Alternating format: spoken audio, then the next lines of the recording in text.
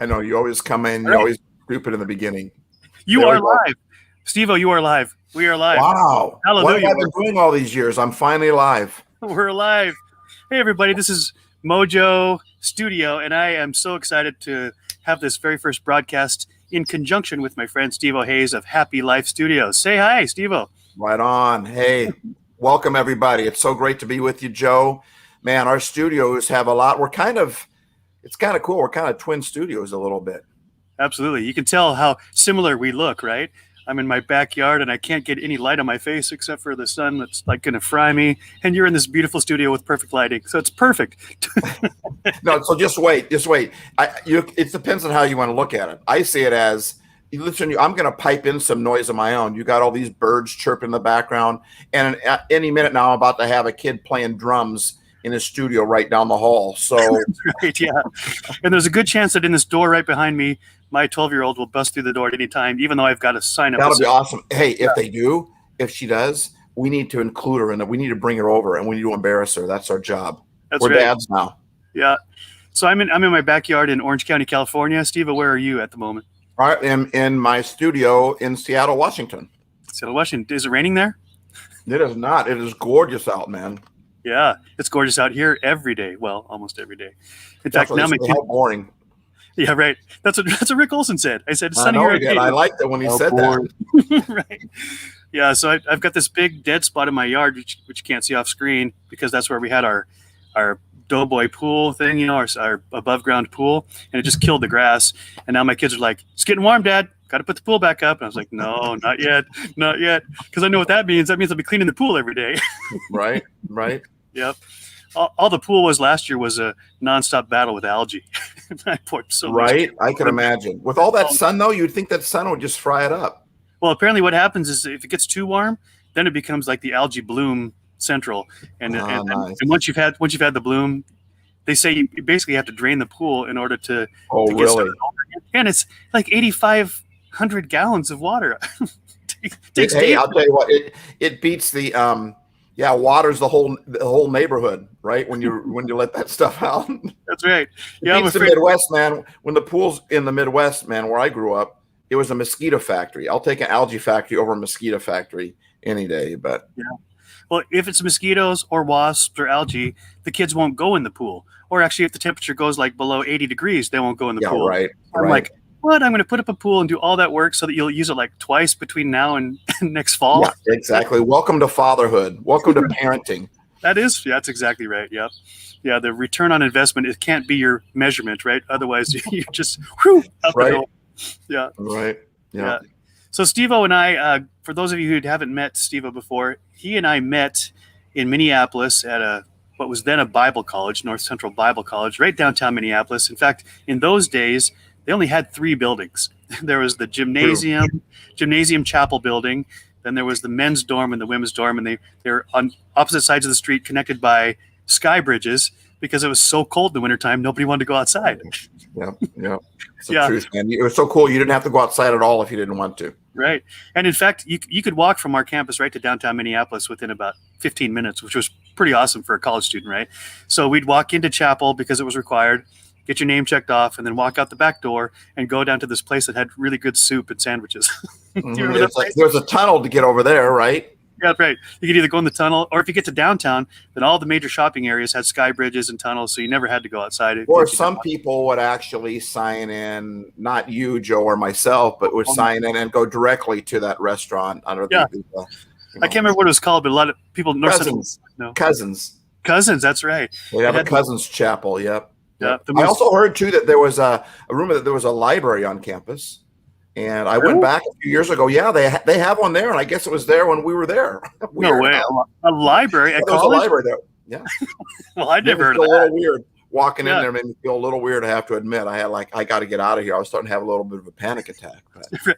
So my bad. There was 4 buildings on campus. There was a library, just none of us. Well, actually, the library was connected to the men's dorm. So okay, yeah. And as it was, the men's dorm had been renovated. It used to be a hospital back in the World War era. And so it was this big, monstrous, cavernous cement thing, which was fun for college life. But man, you could roll a bowling ball down the hallway and it would sound like thunder. It would sound like thunder. The whole place was just like, or some people, you could have they found a great big huge sign, like a big plastic vinyl sign, a long, huge one, put it down the hallway and turned on the water, man, had a water slide right there. Slide. Yeah. I remember one night, for whatever reason, everybody on our floor gathered up whatever tennis balls they could find. And we had, I don't know, probably 100 tennis balls. And so from like 2 until 4 in the morning, we would run out of our door and throw tennis balls at each other and then run back and hide. We just had this epic tennis ball war. The next morning, we all had welts all over our arms and our legs. That was the most fun time, It was awesome. I don't know about this personally. I've only read about this stuff. I don't really know about it, but sometimes there's floor wars, and so what you would do if a floor was getting obnoxious, if they were bowling above you, then you would fill one of the trash cans, one of the great big huge 30-gallon trash cans with water, put it in the, you have to be careful with this from what I understand. But you have to be careful, and you lean it up against the elevator door and push the floor button. And then when the door opens, oh gosh, that's what starts the water. That starts the water slide for them. You do that as a favor because you figure they're tired of bowling. They what's better than bowling and water sliding? That's what I'm talking about right there. That's college right there, baby. That's a sport, man. We should start that bad boy. Water slide bowling. That's gold, man. Wouldn't that be awesome? You become the bowling ball. I love that. Of course you do. Sign me up, man. I'm going to be the first to go. One of the best things I learned at North Central, I was there for 2 years. One of the best things I learned at North Central was not in the classroom, of course, but I found out that if you take a manila envelope and you fill it with shaving cream, just stuff it with shaving cream. That's what I heard. Yeah. Right. Or a record thing would work too. A record. A record sleeve. Yeah. Record is like a great big huge CD for all of those that anyway. Yeah. Anyway, so with shaving cream. Fill up a manila envelope with shaving cream, and then you stick the open end underneath the doorway of somebody that's that you want to get, and then you just drop as many books as you can all at once on the manila envelope, and it sprays shaving cream about 4 feet up all the way around the room, just like immediately. I said, I don't know what that would look like. I've just heard rumors about that. Or you take pennies, right? I heard some people would try this sometimes too. Some people. You're mad at somebody, you take pennies and you slide them in the openings of the doorway around the whole door. They can't open the door. They're locked in there. Right. Yeah. The awkwardness of college, right? So at North Central, in the basement of the men's dorm, again, which was this World War II hospital converted, you go down to the basement to get to the cafeteria. So you stand in this long line, and it's got this major echo. It's this big cavernous hallway. So we're walking down to the cafeteria one day, and my buddy, he gets right to this place where there's kind of an inset in the wall, and he just lets out the loudest, most obnoxious fart, and then he tucks himself into the wall. So when everybody turns around, I'm standing there by myself, and I'm like, "No, it was," and I can't point at anybody. And everybody that does that always says it's not me when they do it. Of course. Like, oh, geez, whatever. It was me, and I'm proud of it. Right? Enjoy. I heard this too. I'm not saying I did it. I'm just saying it was a wood bench. We're all on wood. The people that in the story were all on these wood stools, right? And somebody decided had gas and decided it could be a silent one, but it wasn't. And when everyone turned around and looked at me, at that person, I've had it done to me so many times. It was perfect, Joe. It was just like I went. And everyone looked at me like, "You're gross." He's like, "I didn't do it." And when you say I didn't do it, that means you did do it. Of course you did. Whoever smelt it, dealt it, baby. Right? Exactly. Yeah. This is where I learned how, with one of my buddies, we pull up into an intersection in our cars, right? And so let's say I'm driving and I'm wearing a bright red shirt and he's just wearing black or blue, some other color. He rolls down the window and the people next to him roll down the window because it looks like he wants to say something. And then he would say, "Like my red shirt," as loud as he could. People looking over. I'm like, "No, what? Don't do that. Stop that." That was Todd Crock, man. He would always get us going. But we had so much fun. Well, Stevo at the time was the king of the nerds, and the nerds was this unofficial. There's an introduction for you right there. Stevo was the king of the nerds. Well, to be honest, Stevo still is the king of the nerds, which is why I adore him. He was like a superhero to me because. Hold on a second. yeah, like Stevo, I have this lack of self-awareness, perhaps, or maybe it's a superpower, I don't know, where I don't mind for a second to embarrass myself to get a laugh, to to get the crowd riled up. In fact, when I was touring colleges before I went to North Central, we went out to Northwest, out in Kirkland, right close to where you are. Yeah. And so there's all these high school students staying overnight in the dorms to get to know the college. And when we went into the cafeteria, which was jam-packed because you had all the regular students plus all the high school students, I look around and I stand up on the table in the cafeteria and I start yelling, "Attention, please! May I please have your attention?" I just kept yelling it until the whole place quieted down and they're looking, and I go, "Thank you, I love attention." And then people start throwing food at me and I just jump off the table and run away. They're like, "High school kid, get him!" Yeah. So I'm sure you can relate to all of that. Well, you know why we started the Nerds in the first place. The Nerds, and for those of you who don't know, we started a group called the Nerds. And what we did was we just wanted to increase school spirit. And we went to a basketball game. I was a freshman, and I had a bunch of my friends that were into college with me. And when we went to high school, man, we won state in high school, the high school I was in, and we'd all dress up in zoot suits. And every time someone would score, I mean, there were dozens of rolls of toilet paper. We would toilet paper the stands. I mean, it was a party, right? So in my mind, I was just figuring it's college, and I was thinking Bible college. So you got a lot of believers in God, and God says in his presence is fullness of joy. So I'm like, and we're supposed to be free. He says, I came to give you life and life more abundantly. The Bible's all talking about freedom. So I'm like, dude, it is really going to be a riot there. It's really going to be a party there, you know? And it was exactly the opposite. I was so disappointed. It was like, if it ever got boring in the church, my dad was a pastor, but if it ever got boring in our church or in our youth ministry, I wasn't putting up for that, man. I was, like you said, I want to make people laugh, right? So I thought, and I went there, I swear they were doing like Bible studies during the basketball game. I'm like, and I would cheer and they would look at me like, what are you doing? You're interrupting my homework, right? I'm like, it's a basketball game. I got so mad.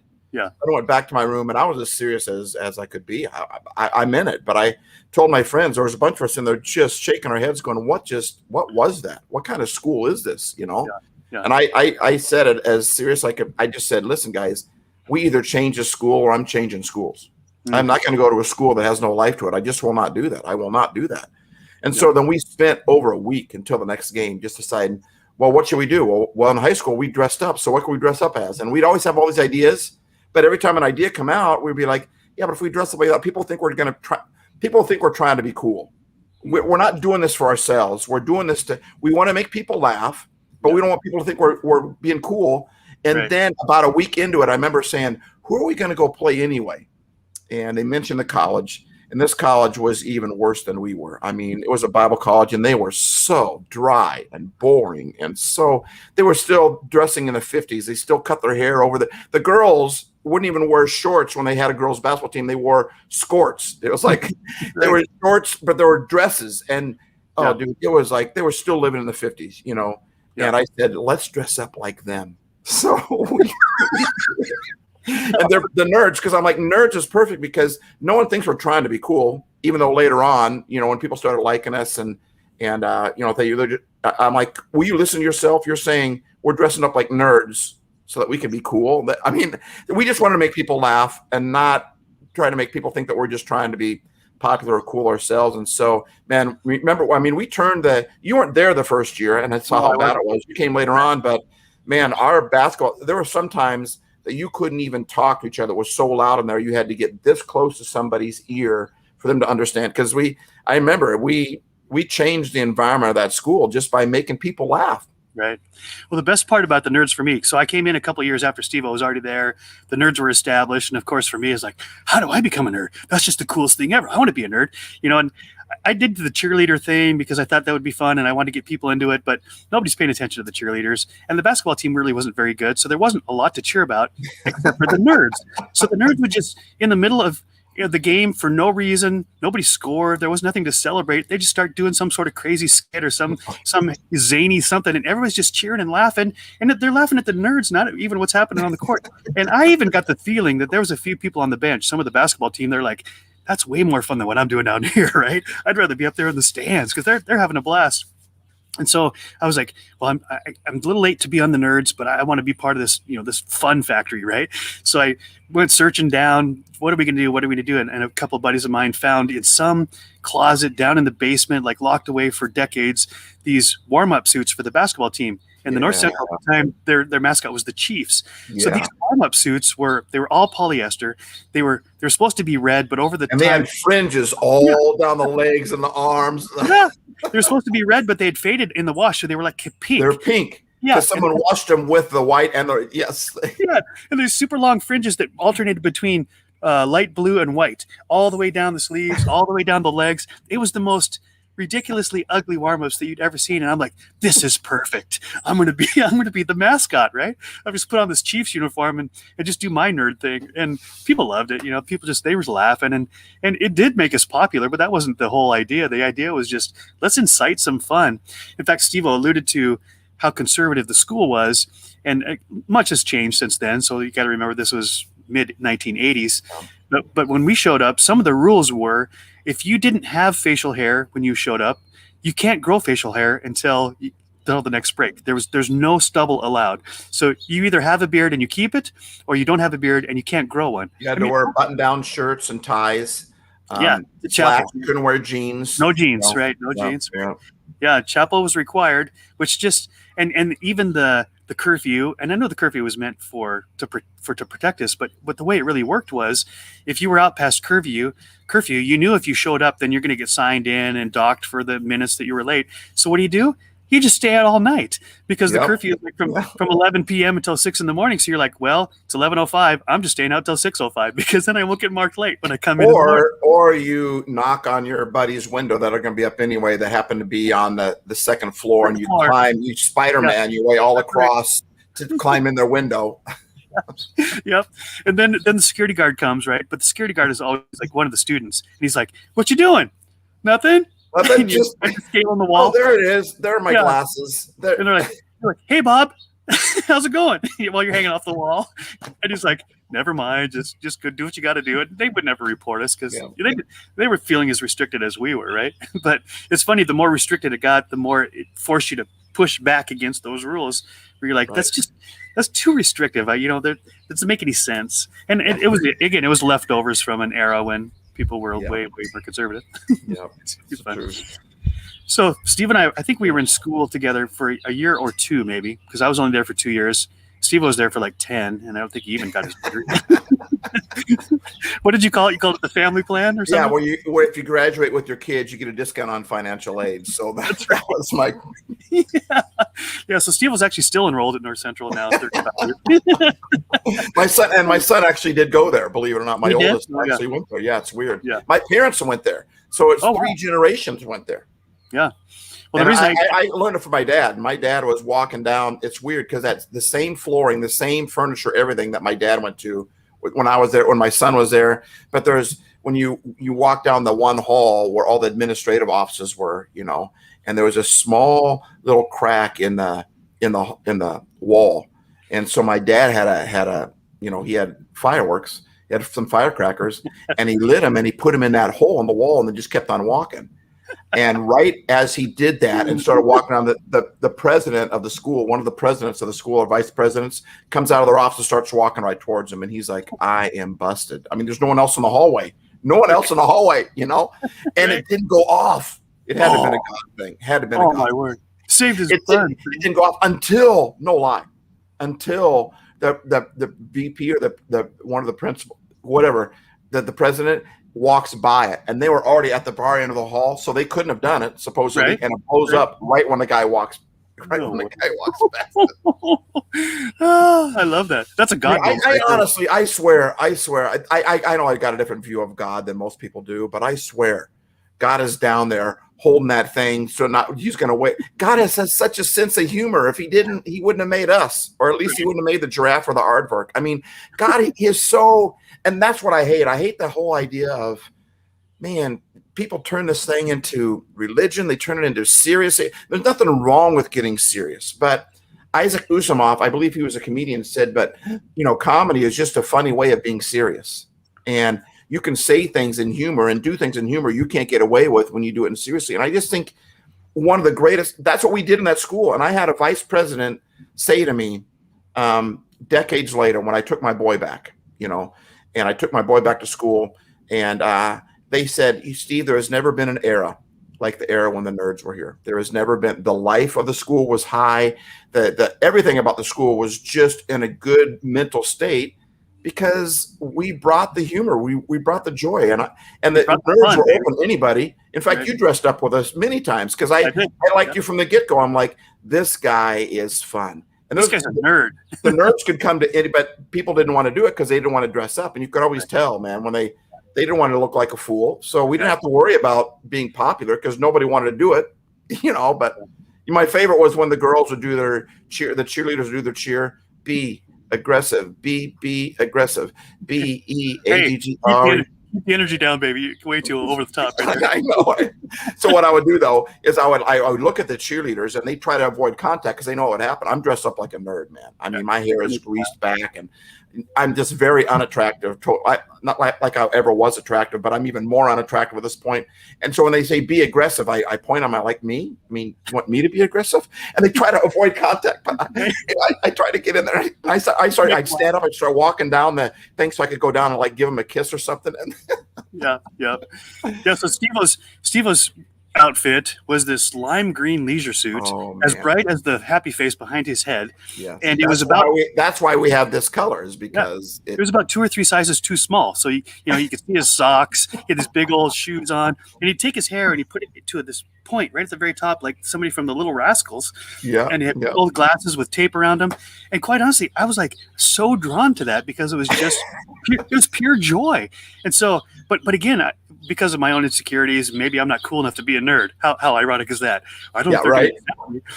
But I loved what I loved about the nerds was there was no entry fee. There was no, you had to sign on the line or you had to. Us, man. Come on. Enjoy the party. If you want to be a nerd, come on. We're all nerds, right? And that really was the ethos that we're all nerds. We're just let it show. Exactly. Stop trying to hide it. Stop trying to fake it. If we just let people see, our disabilities, see our weaknesses, people accept us a lot better. And like you even said this before, one of our podcasts that we've done together, we do a podcast together, guys, because our studios are basically the same studio in 2 parts of the West Coast, really is what it is. But, in your podcast, you talked about how, you really, it's not love. How did you word? It's not love when someone shows their weakness. That's the best way to love them. Right.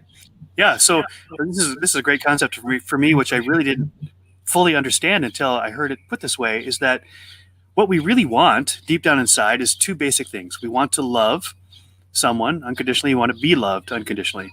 But those are really hard things to attain. And what we do, especially as guys, and I think this is true probably everybody, is we think the way to be loved and accepted is to be perfect. So we hide all of our flaws, we hide all of our weaknesses, and we try to put on this persona of I'm lovable, right? But the truth is that humans especially, they connect at the point of weakness. So it's really when I see that you have a need or that you have a flaw or that you let me into the hard parts of your life or you have a prayer request or whatever that might be, that's when my heart connects with you. And so in our marriages, in our relationships, we're doing the exact wrong thing to get what we want, because what we really want is love, but love can only connect at the point of weakness. And that's where we bond, right? But we think we're unattractive when we're that way. And so we think that we have to earn somebody's love. And so we got this poser inside of us that tells us, hey, don't let them see who you really are because they won't love you if they do. The problem is then I become a fake person. They're not even loving me. They're loving the fake me. And then all that's left is me and the poser inside of me that just says, hey, no one else can really know what's going on. And there's so much freedom to just be the nerd. Like, let your hair down or grease your hair up, however you want to put it, but just let people see you're not perfect. And every time we see that in someone else, we're moved by it. Yeah. As when you meet somebody who's got it all together, you don't feel very attracted to them. I mean, you might think they're cool, they're awesome, but you don't feel any sort of connection because there's no way you can relate to that. You're too aware of your own faults and failures. Yeah. And when you put on that poser suit, right, then you're just keeping people at arm's length and they can't connect with you because they can't relate to you. And it's amazing how counterintuitive it is when you break down and you cry or you share how scared you are or whatever you're afraid of. That's when people they're just drawn to you. Like, man, I can relate to you on that level, right? I want to be part of your life. And Yeah. and to go back to your point too about acceptance. So if we're posing all the time, all that does is create major insecurity because we're so afraid if people really knew the real me, well, then they wouldn't like me anymore, right? So Yeah. all we're doing is creating this bigger and bigger insecurity to where it's really, really fragile. Your ego Yeah. becomes so fragile. That's deep. So Yeah. good. It makes me want to cry, honestly. It really does. I'm feeling what you're saying there because, I mean, I'm an emotional person anyway. I cried in the Tigger movie, but so don't take that one way or the other. Say that again? I cry a lot. That's on. Yeah, I cried during the Tigger movie. Yes, I did. Oh, I love you. But that whole thing of people feeling like they're unlovable and they've got to earn people's love, and I think you're amazing the way you are. I think you're, and I'm not just talking to you, Joe. I'm talking to the person that's watching this. I mean, that's what MoJOE Studios is all about. It's what Happy Life Studios is all about. We want to take the hero that's inside of you and we want to broadcast it. We want to amplify that voice. We want to amplify who you are because you don't have to earn somebody's love. You are valuable just the way you are. And I feel like, you know, the more you try to earn somebody's love, the more repulsive, the more grumpy, the more, because that's not an easy load to carry. The stress of that, to try to always stay on top of your game and never let them.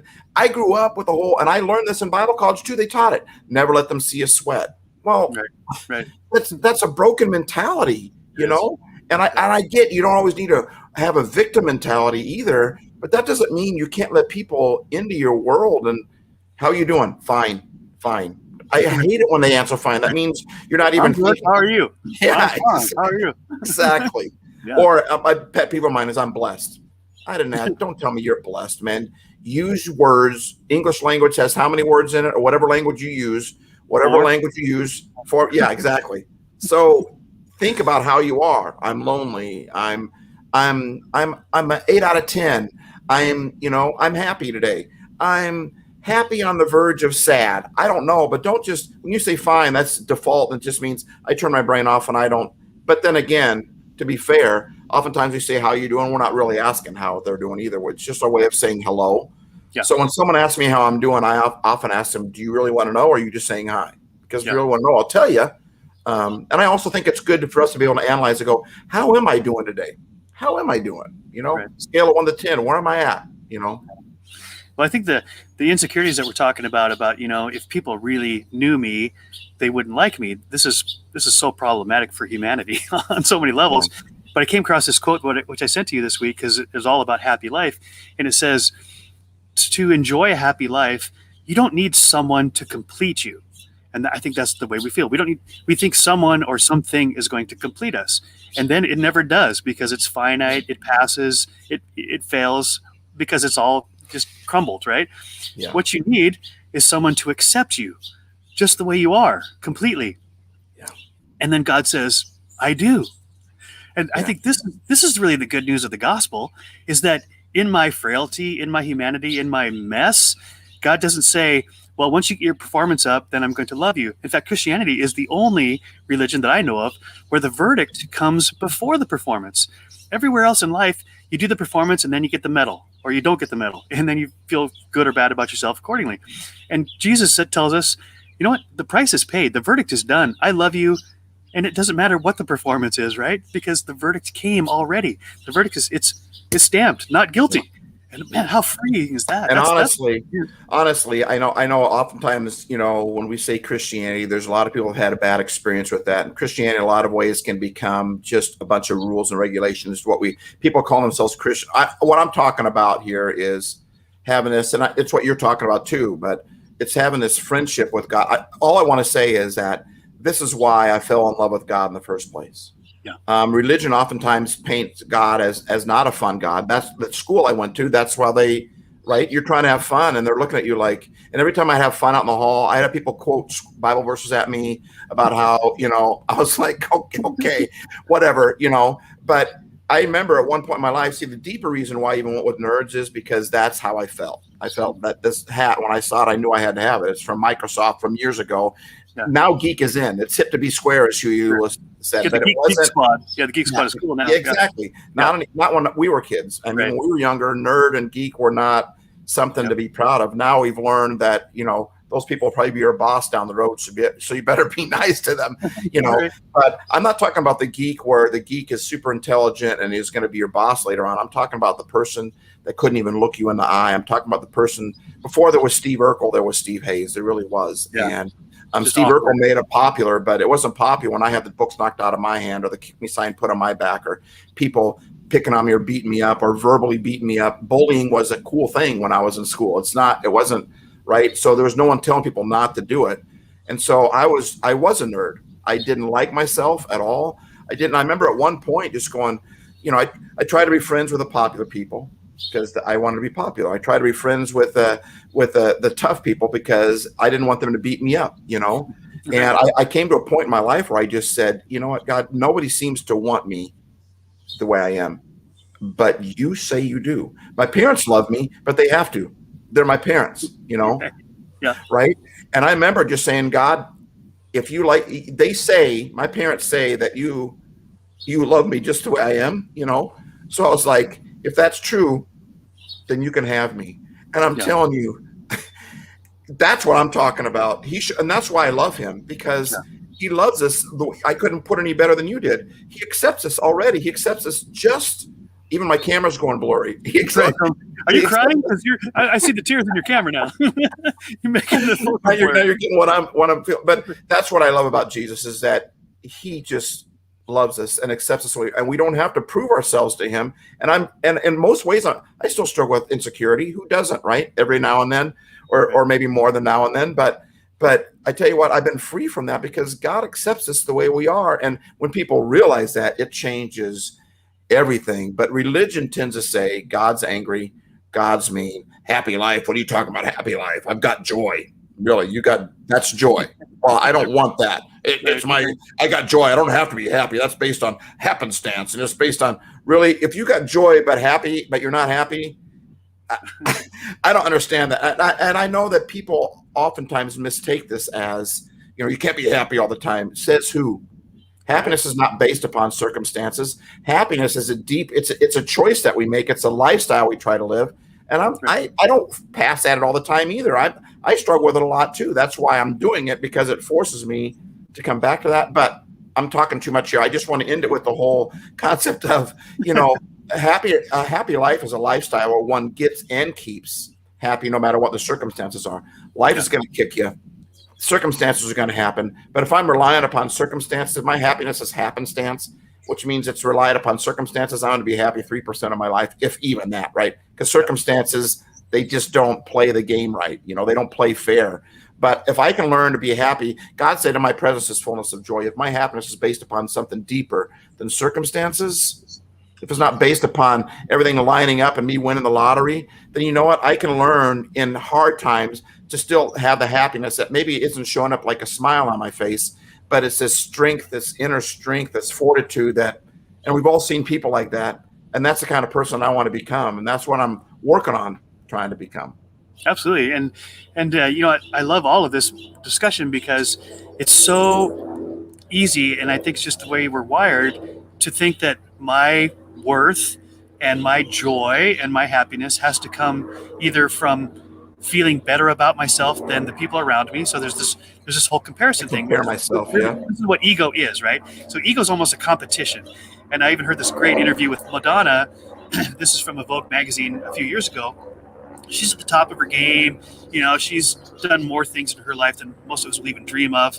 And whether you agree with her lifestyle or you like her music or not, the truth is Madonna has accomplished ridiculous things as a human, right? And so she's telling in this interview what drives you. The question was, what drives you to keep creating and coming up with new songs and doing all this stuff? And she says, well, I'm searching, I'm longing for that feeling that I get when I perform really well and the crowd goes nuts and I feel deep inside like, man, I'm really worth something. I have something to contribute. I'm really good. But Madonna, who's very self-aware, she goes, but it doesn't last. Sometimes it lasts for the night. Sometimes it lasts for the week if it's something really good. But then I find myself driven to try to repeat that. So I create something else and I try to do something else and to receive this external affirmation, which doesn't last. And that's because that's what the ego is. It's what other people think about me. And I'm judging myself based on what other people think. And then the other side of that coin is then if you feel like you accomplished more or you did more, people praise you, well, then you feel pride and arrogance because I'm better. Yeah. Or then insecurity and pride are both the same thing. They're me. Their ego, like you said, that's all about me. And so when I'm proud, we don't like proud people because all they think about is themselves. But insecure people think about the same thing. When I'm insecure, all I'm thinking about is me and how I measure up. And I'm telling you what, that comparison thing, it's a monster that you don't want to face, man. It's a killer. That's a poser. That's a poser inside of you that it's a monster, and he'll kick your rear, man. There's no doubt about it. Every day. And in fact, I think this is, the Bible says you have to work out your salvation every day. I never knew what that really meant. Work out your salvation, because my salvation's free. It doesn't make any sense to me until I realize this is that struggle inside of me with my ego, because I'm always comparing. So either I feel like good about myself because I'm better than somebody, or I feel really bad about myself because I'm not as good as. And so Paul in Corinthians, he faces his head on and he says, I've got the great credentials. I've got the resume. I'm the chief of all this kind of stuff. I could say I'm better than you. And he's pretty forthright about that. And then he says, but I don't feel that way. And he says, and I could also say I'm the chief of sinners because I know my heart and I know the deep recesses of my heart. And, the old radio show was, who knows what evil lurks in the hearts of men? The shadow knows. And Paul's like, I know how bad that can be. So what he says in Corinthians, which I never really fully grasped until like 2 weeks ago, he says, it doesn't matter what other people think. It doesn't matter what I think, because either one of those is either going to make me feel puffed up and proud or deflated and defeated. And I'm going to feel like I'm either not enough or that I'm all that. None of those are good equations. He says, all that really matters is what God thinks of me. And he digs me. He made me. He loves me. He died for me. The verdict is in, and I'm in. I'm his family. Yeah. And you alluded to before that your parents, they love you unconditionally because they're your parents. They have to. And yet I think that's precisely why the Bible describes God as our Father. God's transcendent. He's everywhere. He's omnipotent. He's unfathomable. We can't even imagine what God's like. But we use the word Father because that's something we can understand. Well, he loves me unconditionally, like a dad would, right? He's my. And I would also say this too, because there's many people that have not had good experiences with a father, or they've had a father that's backed out on them. So when they hear God as a father, they begin to panic about that, and rightly so. I get it. You've been mistreated unfairly from a parental figure. But I like to word it like this. If I was a father, what kind of a father would I want to be? Not what kind of father am I, because I fall short on so many levels, but I know what kind of father I want to be. I know what kind of, and that's what he's talking about. That's who he is. He's a perfect father, the kind of father or the kind of mother that you'd want to be. Mother's Day is coming around. We always talk about God is made in man's image, but that's mankind's image. The Bible says male and female. Yeah, right. Well, he made man. I'm sorry. Man was made in God's image. You're right. There we go. Dyslexic. What? But God made man in his image, and we always preach that on Father's Day. God made man in his image. Well, but the very next line he says, male and female, he created them. So there's many parts about a mother's love that fathers are. I mean, so that's also included in who God is. And this whole idea of just, God would create us so he could beat us up. I don't understand. I mean, even when making Legos as a kid or G.I. Joe, if I made it, of course we did have the times where we would make it so we could blow it up. Yeah. That's for the most part, when you make something that's really good, you don't want to go blow it up. You don't want your little brother or sister to touch it. You're going to pound on them if they do. Buzz, I'm in your room. I'm touching your stuff, from Home Alone, right? And Buzz will just come and pound me. He says, when you make something that's really good, you don't go trashing or torching it. And this whole idea that God would make human beings so he could beat us up, so he could ignore us, so he could forget about us, so he could just put that wind up thing in our back and wind it up. And let's wind this one up 80 years. Let's wind this one up 7 years. Let's wind this. So it doesn't make sense to me. Right. And I grew up as a preacher's kid. So I grew up around a lot of mean, angry people calling themselves Christians, which is supposed to be lovers of Christ, lovers of Jesus, God followers, and it took me a long time to figure out, wait a minute, I'm not going to pay attention to them. But this whole God thing that he loves me the way I am, I'm into that. I might not be into a lot of the other stuff that goes on But I am into God loves me, and He's got a plan for my life, and He wants to help me. He didn't make me to beat me up. It just didn't. When I sat back and actually thought about it, got past what everyone was saying, all the pain that everyone was trying to throw at me and all that stuff, I just got to the, wait a minute, this does not make sense. Yeah. God would make us so He could control us and beat us up. That doesn't make sense to me. And one of my favorite illustrations of all time. I heard this a long time ago, and it was seared in my soul because it just makes sense of all this to me. Was, and I'll get the details wrong. I haven't told the story in quite a while, but it comes to mind as you're talking. And that's this little boy, and every day on his way home from school, he stops at the window of the toy store, and in the front of the toy store, there's this boat model, and it's perfect, it's gorgeous, and it's like a sailboat that you can make yourself, and you put it out on the lake, right? And he's thinking, oh, that's the coolest thing. But he came from a poor family; they didn't have extra money, and there's no way, he could ever have enough. So he saves all of his money, does all the chores, and finally the day comes when he gets to go, and he gets the boat, and he takes it home, and he takes all the time it takes to make it perfect, and every little piece and all the glue, and he paints it until it's like the most beautiful creation.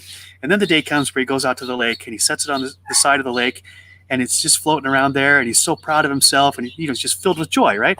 Then the wind comes up, and it takes the boat out into the lake. In fact, it takes it so far, he loses it. He's like, are you kidding me?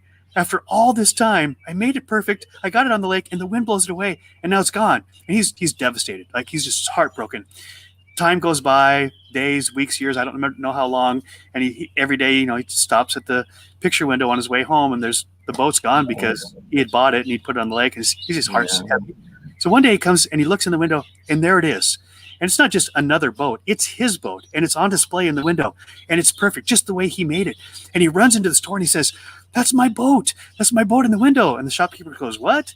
He said, that's my boat. I made that. I bought it here. I created it. I put it on the lake, and it blew away, and you found it. And he says, that's not your boat. That's my boat. I found it, and you can't prove that it's yours. And he's like, wait, what?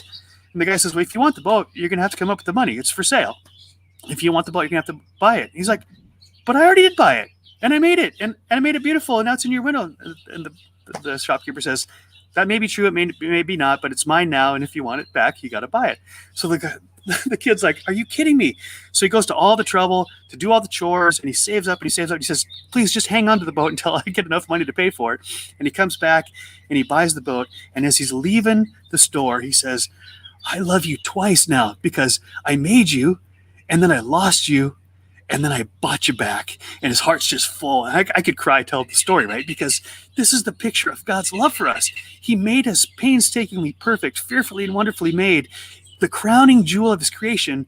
And because of our selfishness, because of sin, because of the lies we believe. Or life happens, and storms happen, and sometimes out of our control. Sometimes it's in our control, but life takes us away, man. It just stress, anger, happenstance, sometimes bad breaks. Yeah, we get abused. We get trauma in our lives. So maybe it doesn't even come from us, but it just crushes us and takes us away from God. And so separated from God. And sometimes it's just believing the lies that people say, or that even the devil says, that you're not good enough, you're not all that, or you're so good, you are God. Either way, either side of that coin. Again, it's that ego thing that kills you.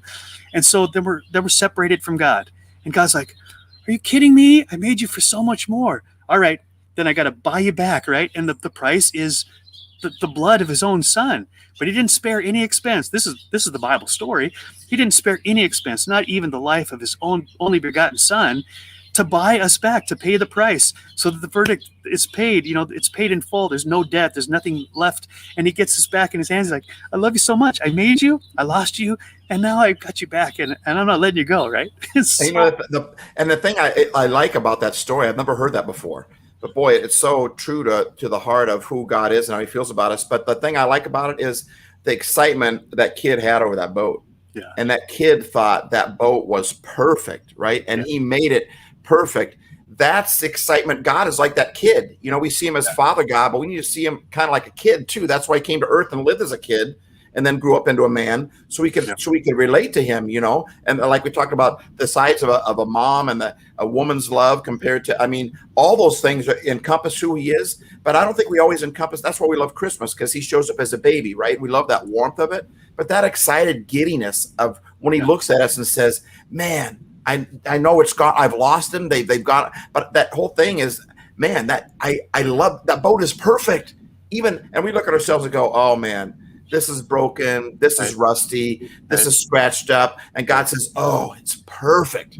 Yeah. You are perfect. And that doesn't mean without flaw. It means complete, whole. I think you're amazing just the way you are. And that scratch there came from this experience. And that rust came from all this use that you've done. And that broken thing happened from that one storm we went through. And that's why it's taped now. And all that brokenness that we see about ourselves, God looks at us and he's like, oh, you're perfect. Yeah. So this takes me right to a new art form that I just learned about recently. It's called kintsugi, Kintsugi, and it's a Japanese art form. It's all about broken pottery. So in Japanese culture, when they create pottery and they create it beautiful, it's a bowl, it's a vase or whatever, they glaze it, they paint it, and they put it on the shelf as artwork. If for whatever reason it gets knocked off the shelf or it gets dropped and it shatters into pieces, they don't sweep up the pieces and throw it away.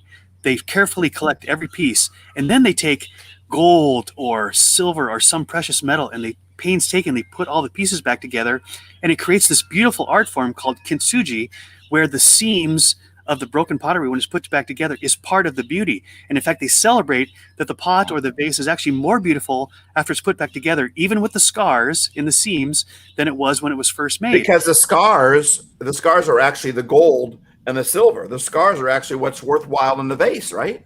Well, it's both. So it's this beautiful serendipitous pattern that when the pieces come together, you never would have pieced it together that way. It's not like a puzzle. It's just like it just shattered, and then you put all the pieces back together, and the seams, the precious gold and silver mixed with the pottery creates this gorgeous pattern. You got to look it up, kintsugi. Just look it up on Google, and they'll show you these great examples.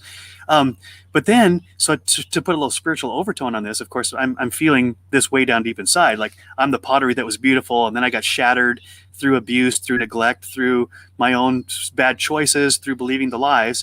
And then God says, well, I'm not going to discard you, right? You're too precious for that. And he brings all the pieces together and he starts putting it back together. And here's where kind of like this aha moment for me, that the weld that he uses for the seams in the pottery is the blood of his son. It's the most precious thing. It's way more than gold or silver or diamonds or whatever. He uses the blood of his son to seam it back together. And then when the pottery is back together, it's beautiful, and maybe even more beautiful and precious than it was when it started, because now it's a mixture of the pottery and the blood of Jesus, the most precious material. And that blood really, to me, that blood really represents, it's the love. He gave his life out of love, right? He laid greater love. There's a Bible verse that says there's no greater love than when somebody gives their life for somebody else. And so when people talk about the blood of Jesus, what they're really saying is the love of Jesus. He gave his life because he loves us so much. And so what I was going to say is, like, even in our lives, maybe someone has to give their life for us. Well, a lot of people have. That's why we celebrate Veterans Day and Memorial Day is coming up, all that stuff, right? Yeah. But that gold and that silver, it's the love, man. It's the love of God. It's the love of people around us. And but if we don't show our brokenness, if we don't say, here's my broken life, when people love us, it puts it all together. And now they're part of the pottery too, you know? Yeah. So I was telling my friend Pete about this, and he's married, doesn't have any kids, and he and his wife have gone through lots of struggles. And his wife has trauma from her own childhood, and she said, hey Pete, let's take this another level. Sometimes when the pottery's put back together, it's missing a piece or two. It's like you're still not whole. You're beautiful, but you're not whole. And she said, I got this picture in my mind that the light and love of Christ is inside the bowl or the vase, and where does it shine through to the people around you?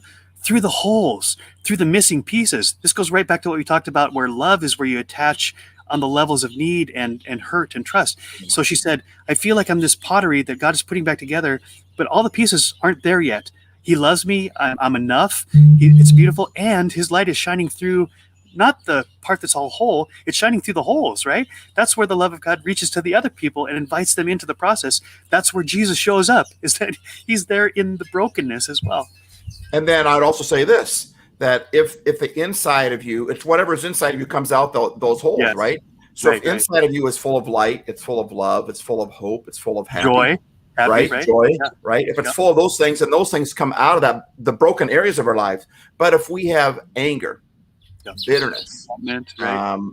And maybe we have a reason to be that way. I'm not saying we don't, but when whatever's inside of us is what comes out of us, right? Yes. Garbage in, garbage out, happy in, happy out, anger in, anger out, violence in, violence out. So whatever is inside of us is going to come out of that. And that's the other thing I love about God is that on my own, man, I'm just, I got so much junk inside of me, so much ugly inside of me, but God cleans all that up. I just say, God, I'm tired. I'm feeling angry. I'm feeling depressed. I feel like a failure. Help me. And I'm telling you what, it's like light enters my body when that happens. I can feel it. I can feel like I just feel lighter. I just feel, wow. I was 30 seconds ago, I was so down on myself. And now, or a day ago, or an hour ago, I was like, God, I just feel this way. And just help me. What do you think about me? And I tell you what, he will show up, man. When you challenge him like that, and it's not even a challenge because he's dying to show up. He's dying to get into our world. He's dying to get into our jar, into our vessel. He's dying to get in there and shine and do housework. But we're like, let me clean myself up first. Let me fill myself up with light before I invite light in. It doesn't make sense, right? And so when we talk about all the scars and stuff on the outside, but whatever's inside of us is what comes out of us in those scars. And so, we're in a world right now where there's a lot of anger going on. Well, I think there's a lot of anger going on because there's all of a sudden now with all that's been going on in the last year or so, it's created all these holes in these spaces. And all of a sudden we're just finally starting to see the anger come out. That we had a pretty good job of hiding, but we can't hide it so much anymore. Stress tends to do that, but that's why I'm trying to start a happy-demic. That's why what MoJOE Studios is all about. We want to bring hope. We want to bring happy. That's why my friend Project 2911, Sarah Sharp, does. Our whole point is we want to turn the light on to expel the darkness. We don't want to, what we want to do is we want to combat the pandemic with a happy-demic. We want to combat the anger with hope. We want to combat the loneliness with love, and that's really what God does. And all we have to do is ask him. You just got to throw it out there and say, God, that's what I did. I said, God, everyone says that you love me, and everyone else seems I can't measure up to what everybody else. So if you love me, then I'll give you a shot. And I'm telling you what, he showed up. And so, ask God what he thinks about you. Ask him what he feels about you. And you don't know how he's going to speak to you because he always speaks to you. He always reveals himself to you in different ways, movies, somebody else saying something, a podcast like this, a live cast like this. You never know. You can see. I've seen before a dad playing with a kid, and I got this image of God playing with me. And there's so many ways that he. Sometimes it's just a straight. He just shoots us with a straight feeling. You just feel at peace all of a sudden. You just feel like it's going to be okay all of a sudden. And we discount that, or we call them circumstances. Circumstances are just God's way of remaining anonymous. That's all they are. A lot of ways, but. God loves you. He cares about you, and he wants to help you, and that's why I like him. Yeah. So as you're talking, I got all these great images in my head, which is God talking to us through us, right, and in us. But I was thinking about stress. I've heard it said this way, that stress is like when somebody hammers onto a bowl that's full of water, and once it's shaken, the contents spill out, and that's when you find out what you're really made of. What's on the inside? Is it going to be lava that just scorches the earth around you, or is it going to be peace? Is it going to be love, right? And so this goes right to the heart of the transformation that happens inside of us when we walk with God, when we talk to God, when we ask him to show up, is that he's replacing all the dirt and the grime and the scudge. He's not judging us for us. The judgment's done. He's just saying, I got a better way. What do you say we replace the trauma with acceptance? What if you replace the judgment with love? What do you say we replace, all this ugly spewing stuff that shows up and scorches the earth around you and actually ruins your relationships? What if we replace that with the fruits of the Spirit? Love, joy, peace, patience, self-control, all the things which the Bible says there's no laws against that, right? In fact, that's what we all really want. And then Jesus even says, this thing about the kingdom of heaven is really like little children. Where little children, they have no problem laughing or crying or being upset, and they can change in a moment because they're not having all this shroud of what are people thinking about me, and is this going to be okay, and should I be able to cry here without getting judged? There's none of that because it's just pure self, right? It's just pure emotion, and it shows off the nature of God that's inside of each one of us. So all that to say is, when you get stressed, when you get bumped, when your life gets hammered, pay attention to what comes out, because if what comes out is ugly, well, that's God says, okay, we can fix that. We can replace that. And your friend, honestly, that anger, that discouragement, that frustration, that loneliness, that depression, whatever, it's a sign. It's your body trying to tell you there's something inside. Let's deal with this. Yeah. It's not like, oh no, I'm a terrible person. Right. We're all struggling with something. It's trying to say, wait a minute, why is that anger in there? Let's face that thing. Why am I feeling this way? Hold on a second. I don't know why I'm feeling this way, but God, I don't like it. So help me with this. God, I give you my anger. I give you. You're right. It's just your body's not trying to be mean to you. Your brain isn't trying to be mean to you. It's trying to show you there's something going on. Yeah. Let's fix this. Let's correct this. Let's work on this. Stress it only reveals. We get mad because something happens. We say that makes me mad. No, you're already probably angry. That just brought it out. It was already inside you. Stress it's a way of letting us know what's inside the vessel, inside the vase, the jar. Yep. And we're almost out of time. I don't want to go over an hour, but this really goes to. I love all this because it revolutionized kind of the way I saw the Bible. As a little kid, you hear the things teach, and it just seems all "thou shalt" and "thou shalt not," and it's all King James version, and all you can think of is Charlton Heston and God's at the mountain, and it's a lot of fear. Brutal. Right? It just it brings up a whole bunch of fear, and that's not. When you look closely, that's not the God of the Bible at all. No. The God of the Bible is love. God is love. He is love. He's not like love. He is love, the Bible says. Yeah. It's not that he gives love. He is love. He can't be anything else. He is love in his essence, right? Yeah. Yeah. So he's slow to anger. He's slow to anger, one verse says, and he's abounding in love. Yeah. He came to give life and life more abundantly. And he's modeled when Jesus came to earth, God came to earth, and his son Jesus, he modeled what God is like. And who did he hang out with? He hung out with people. He hung out in Bethany. The majority of his time was in Bethany. Bethany means house of misery. He hung out with people that no one else. He picked 12 guys. We call them disciples, but they were just regular Joes, right? That no one else picked. They were outcasts. Most of them were outcasts. They were. Nobody liked them. He hung out with the cheating, tax collectors and the other people. And he was always judged by the religious leaders or the leaders of the day, or the people that were the pomp and circumstance that were so important. They always looked down at him like if he knew what that woman did. And he's like, he does know what that woman did. And that's why he's so accepting of that woman. And they're the people that loved him the most anyway.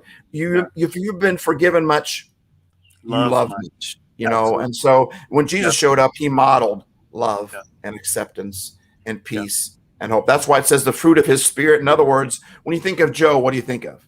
You think of fun. You think of forgiving. You think of a guy that's trying to figure it out and trying to help people. We could spend 5 minutes at least on you just talking about when we think of you. That's the spirit of Joe, right? That's the fruit of Joe. When you think of, after this, you think of Steve, you think of Nerd, you think of a guy that made people laugh. A lot of the same things that they come up with you, they'd probably come up with me, hopefully, right? You'd also think some other things too, like, broken or whatever, but that's the fruit of Stevo. So we talk about the fruit of the spirit. We're talking about what is God's spirit really like? When you're with God, what's it like? It's like the fruit of a tree. An apple tree bears apples, right? So if God were a tree, what kind of fruit would he have? If God is the sap running through my tree, through my life, then my fruit is going to be peace and love and joy and faithfulness and gentleness and meekness and self-control. It's all good stuff, man. And I don't know how we've turned this into some angry, mean. Jesus came to earth and gave, while all our sin was on him, he said, he who knew no sin became sin. While that was all on him, every sin we will ever commit was on him at that moment. He never knew what sin felt like. And all of a sudden he became sin. And then he says, Father, God, forgive them, for they don't know what they're doing. Right. Forgive them. And I think he was thinking about us when he was like, he's feeling our sin. He's feeling our ugly. He's feeling our brokenness, right?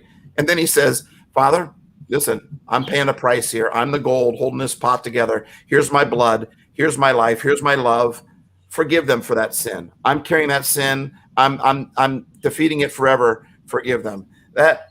What a story, man. Okay, we've got like a minute and a half. before we hit the magic hour mark. And this has been a marvelous discussion, but this is just the beginning. So for people who are friends with Stevo already, or might be friends with me, or just tuning in for the first time, Stevo has his own channels, Happy Life Studio, which I highly recommend you check those out. He's got hundreds of podcasts already. I'm brand new to this whole thing. I've got like 12 maybe, MoJOE Studio, but we're going to do a lot of stuff together because our heart does line up.